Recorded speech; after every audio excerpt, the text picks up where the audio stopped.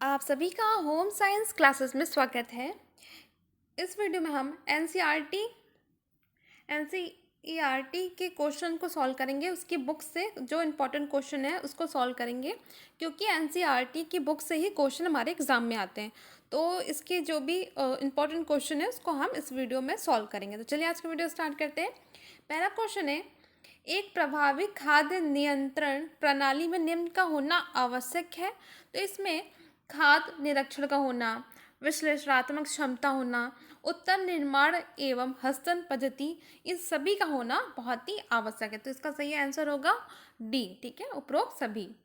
फिर नेक्स्ट हमारा, खाद्य उत्पादन की गुणवत्ता को सुनिश्चित करने के लिए निर्माण की प्रक्रिया के दौरान खतरों की पहचान करने का साधन है। तो जब हम खाद्य उत्पादन की गुणवत्ता को देखने के लिए उसको पहचान करने के लिए कौन सा साधन यूज़ करते हैं, तो वो होता है हमारा उत्तम निर्माण पद्धति, जिसे जीएमपी कहते हैं। शॉर्ट फॉर्म में अगर पूछ ले तो आप कंफ्यूज मत होना, ठीक है। उत्तम निर्माण पद्धति और उत्तम हस्तन पद्धति, जिसे जीएचपी कहते हैं, और संकट विश्लेषणात्मक नियंत्रण बिंदु, जिसे HACCP, जिसे, ठीक है। ये सभी होना आवश्यक है, उपरोक्त सभी। तो ये है, ये जो आपका है, ये इसका पूरा एक वीडियो अलग से बनाया गया है कि इसके कार्य क्या है, ये कौन कौन से कार्य करता है, तो सब कुछ अच्छे से बताया गया। आप हमारे चैनल में जाकर देख सकते हैं, ठीक है।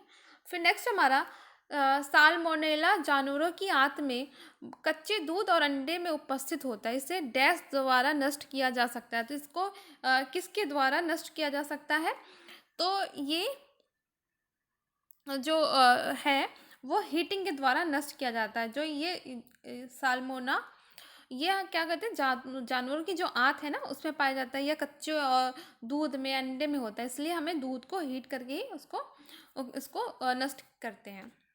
फिर नेक्स्ट हमारा, ISI निम्न में किसका उदाहरण है। तो जो ISI है वो उदाहरण है, हमारा राष्ट्रीय मानक है, ठीक है। वो दिखाता है कि हमारा शुद्ध कितना है ICI मार्क के द्वारा, ठीक है। रोगाणु जीवाणुओं का शरीर में प्रवेश का क्या परिणाम होता है, जो संख्या में बढ़ते हैं और रोग उत्पन्न करते हैं। तो इसका हमारा क्या होता है, हमारे खाद्य संक्रमण पे पड़ता है, ठीक है। अगर हमारा इसमें रोगाणु जीवाणु उसको नष्ट कर देते हैं खाद्य पदार्थों को। फिर नेक्स्ट हमारा, जीवाणु को वृद्धि व गुणा करने के लिए इनमें से कौन सी स्थिति अपेक्षित होती है। तो ये होती है सूरज की रोशनी, ठीक है, और नमी, उचित तापमान। तो इनमें से कौन सा होता है, तो इनमें से होता है नमी। अगर जीवाणु को नमी मिलती है और उसको उचित तापमान मिलता है, तो दोनों में क्या करते हैं, वो जल्दी से बढ़ते हैं, ठीक है। वो जल्दी से बढ़ते हैं और उसको खाद्य पदार्थों को क्या करते हैं, उसको नष्ट कर देते हैं, ठीक है। इसका सही ऑप्शन है बी और सी दोनों। फिर नेक्स्ट हमारा, डैश के द्वारा खाद्य सुरक्षा व गुणवत्ता सुनिश्चित नहीं की जा सकती है।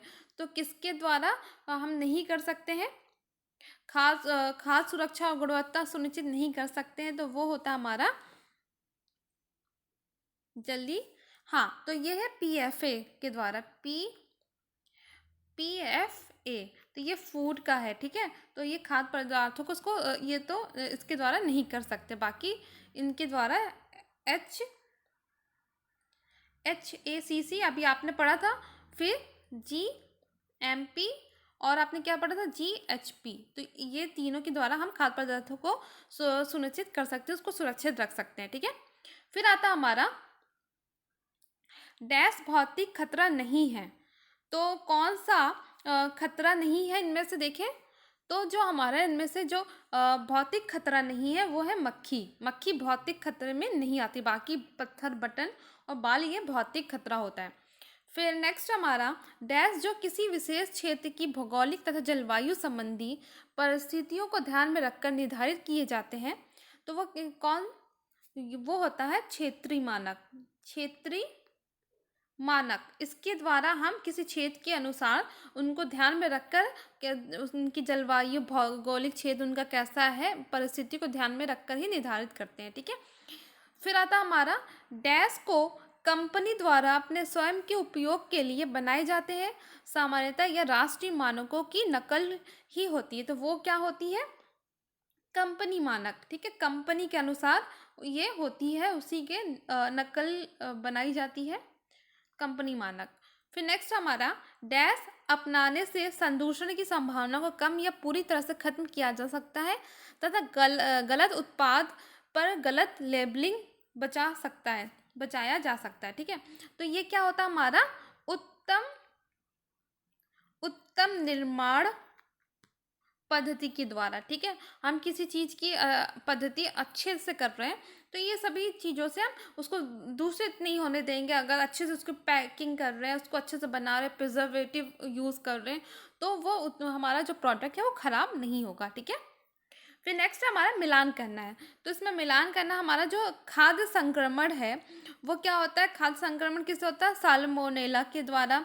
जैविक संगठन, ये हमारा होगा संक्रमण एवं अविषालुता, ठीक है।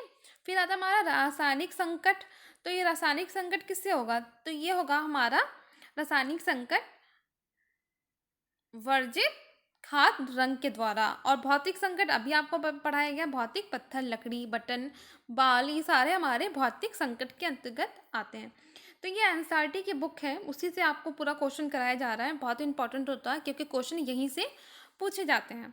फिर नेक्स्ट हमारा भौतिक परिवर्तन, ये भी हमारा है, मिलान करना है। तो भौतिक परिवर्तन ये आएगा हमारा भोजन के रंग, रूप या स्वाद का खराब होना। तो ये भौतिक, उसके टेस्ट खराब हो जाए, उसको रंग खराब होना। अगर हम देर तक उसको पकाते हैं तो उसका रंग कैसे होता है? खराब हो जाता है।